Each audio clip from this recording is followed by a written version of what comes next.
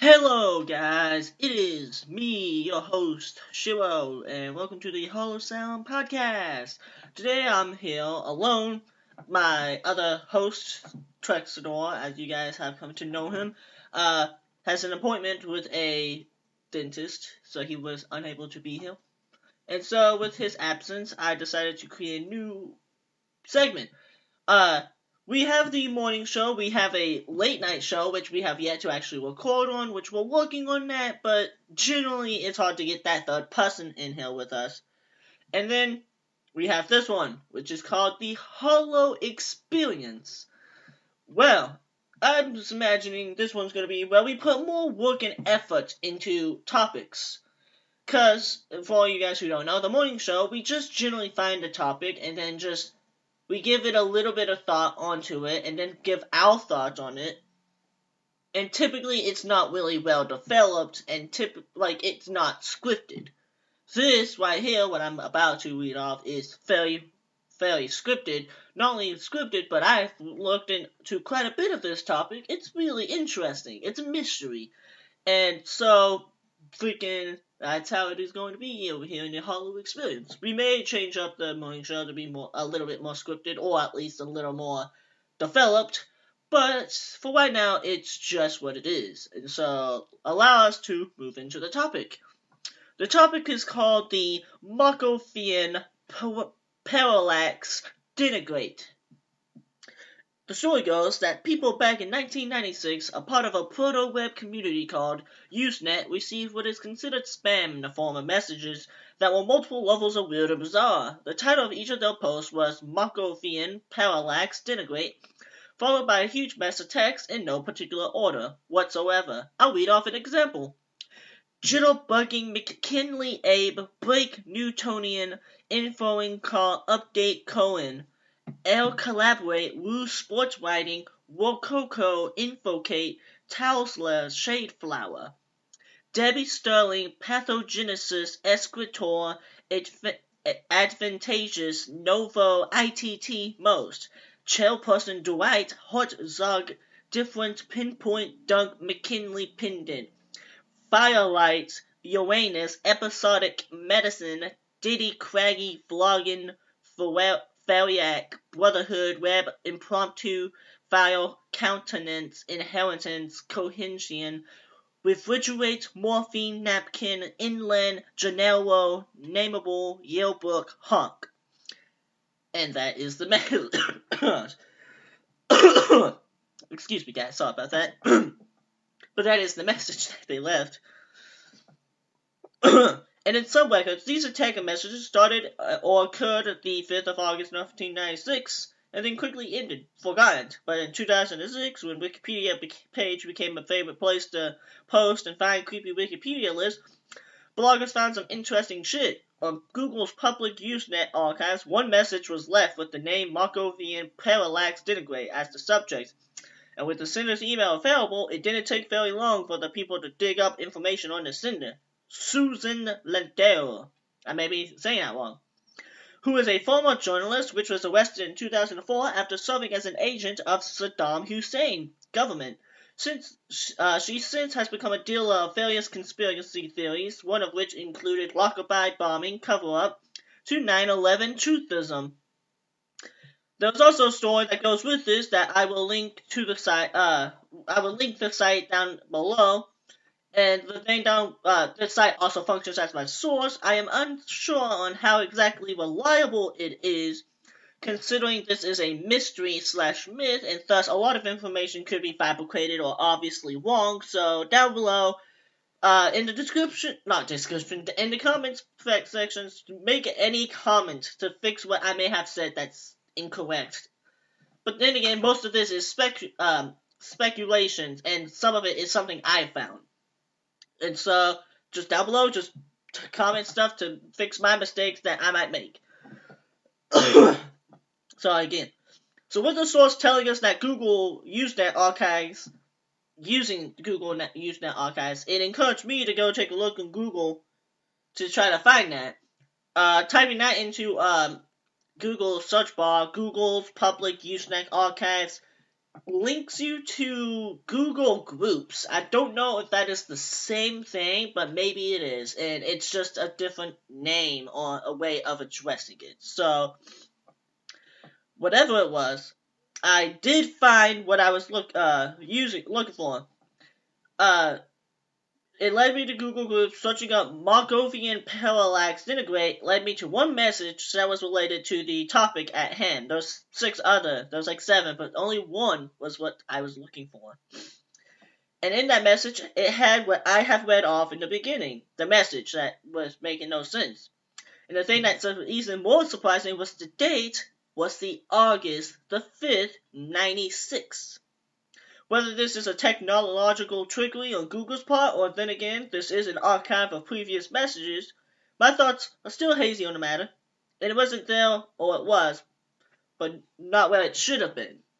Markovian Parallax Denigrate was in the requests. Oh, wait a minute. I completely jumped my gun there. Sorry about that. So, my thoughts, I then went to the Wikipedia page, because it says there's a Wikipedia page for the Markovian Parallax Denigrate.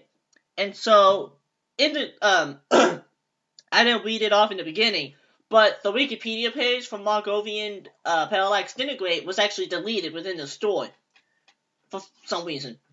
And not only was it deleted, I found the undeletion page for requests on Wikipedia, which is basically if you made an article and it gets deleted, you can go to the undeletion page to argue, like, this is important. There's shit behind this. It's updated. Basically, they can restore it. And this guy who made this article took it to the undeletion request for undeletion page, and he was given a bogus reason. So here's the message that they gave him. This is what he was saying, but this is a part of what they said to him.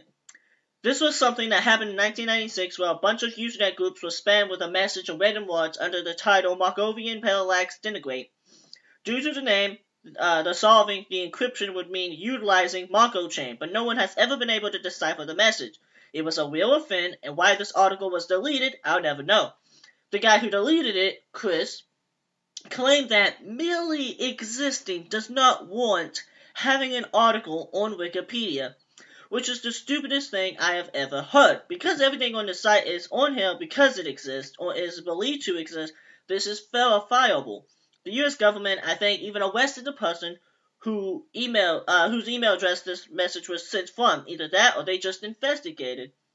You can read copies of the message on other sites, and that is what he, posted.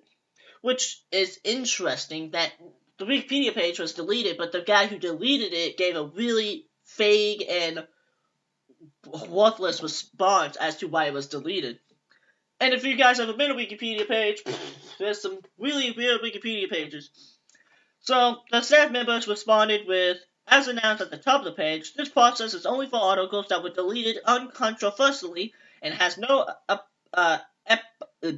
applicability to articles deleted after any deleted suggestion. Since the article you will hear about was deleted at Wikipedia articles for deletion, it cannot be undeleted through this process. Nevertheless, if you believe that this consensus found that the discussion was in error, or that significant new information has come to light since deletion, you may contact the administrator who closed the discussion, user X. After you do so, if your concerns are still not addressed and you still seek undeletion, a request may be made at deletion review. This is all very interesting. Now, allow me to point out some common, I lost my place. Some common thoughts on the messages. It believes the message from before. It is believed that Susan was trying to reveal some information through these messages about the government. With more digging, I found out that Susan Landon is an actual person who was a whistleblower. Now, most of my information this time comes from a Wikipedia page, which at times, guys, can be fairly unreliable. And from what I can tell, this Wikipedia page seemed really accurate. Not even that, if you Google her name, you get a lot of, interview videos, you get a lot of articles on her.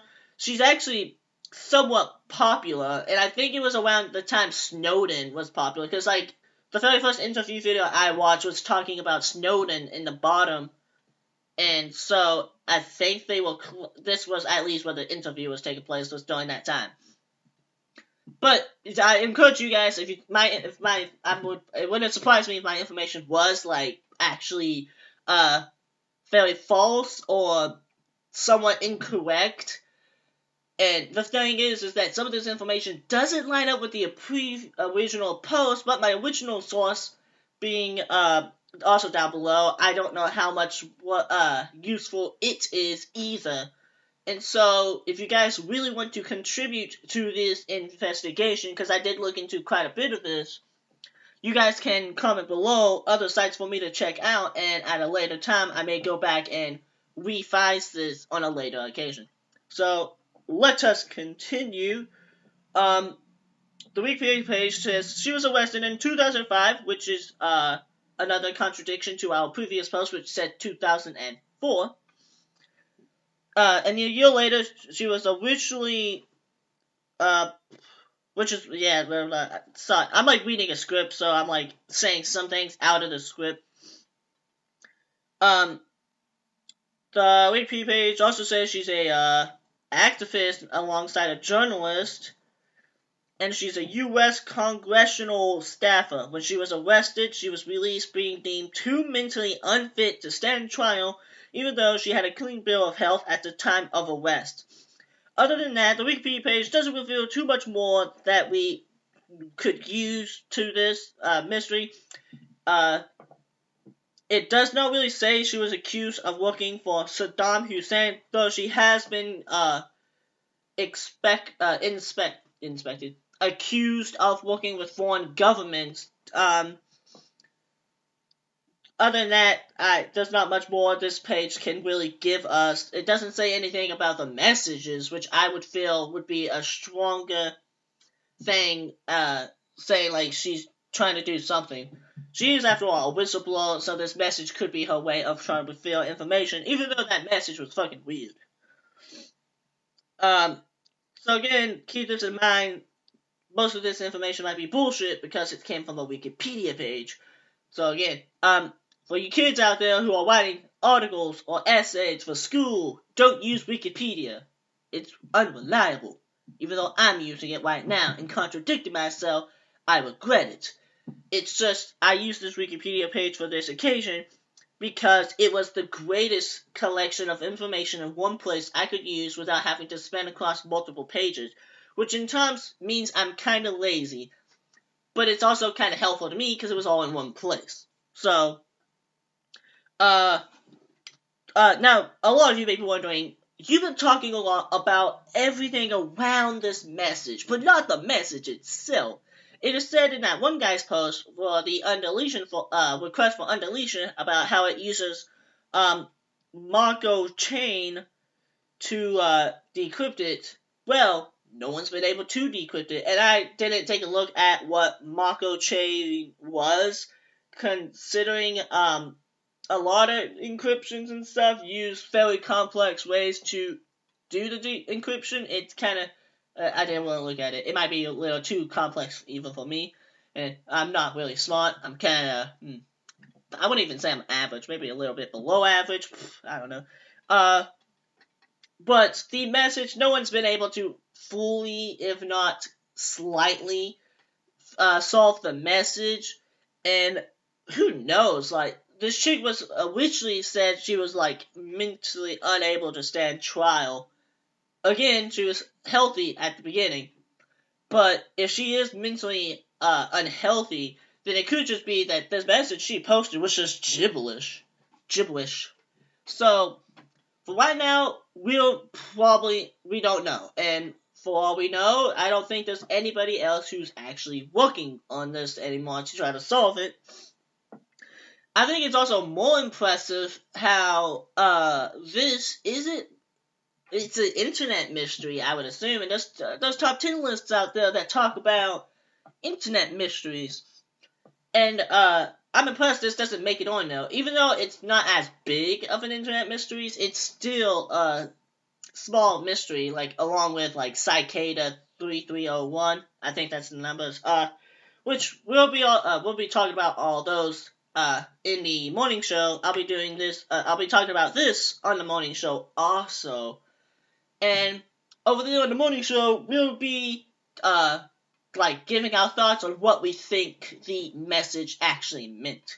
Over here in the Hollow experience, we experience the joy of investigating the mystery around the message. We discovered the person who possibly wrote it. We discovered how the person and what they are like. They are a whistleblower. They have a record, and they have some data behind them saying they work with the foreign government. No straightforward government, they don't work with Saddam Hussein, but still there's some information there saying they were a spy, they worked against us, traitor. And, well, not really a traitor, whistleblowing, it depends on how you want to see it. Some people see whistleblowing as a good thing, others see it as a bad thing. To me, it just depends on how or when or what it is that you're, sharing, whether it helps your people. Such as, I guess, Snowden, who revealed the information about how government spies on us. I believe that's what it is. Again, my information is really typically false. So, if I'm wrong, no surprise. Comment below to help fix my information. So, this was just what I looked into. I actually found this. This is just random talking now, guys. I found this when looking for topics to talk about our show, and since we can't do anything today as I upload this, we'll be doing the morning show tomorrow. And speaking of which, I want to talk about the schedule of the morning show over the Hollow Sound podcast. If you guys like this show, we typically try to do Monday, Wednesday, and Friday. But because of what I'm doing Friday, we'll be moving Friday to Thursday. And we typically had an idea to do a double podcast, each of this day to celebrate it. It's a double cast week. But with most things, it's kind of hard to get everyone together. We might be bringing Wayne back. But he's not a permanent cast, but he's gonna be here a lot. So if you guys enjoyed Wayne's presence, he'll be back too. He'll probably be with us Wednesday if I can get a hold of him, and much more. I'll try to get more people to come into the show with us to talk. But yes, that's the schedule: Monday, Wednesday, and Friday. And typically, it's normally in the morning Eastern time. So morning time being around 9 to possibly 12. As this is recorded at 12, I waited a little later into the day to actually start doing this. I did a lot of my research in one day yesterday, so a lot of my information could be much more structured, but what's the fun in that?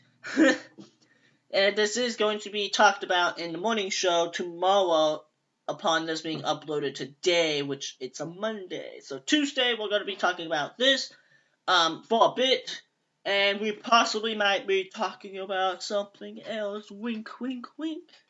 So, as always, guys, it's me, Shiro. Thank you for listening, and as always, we'll talk to you next time.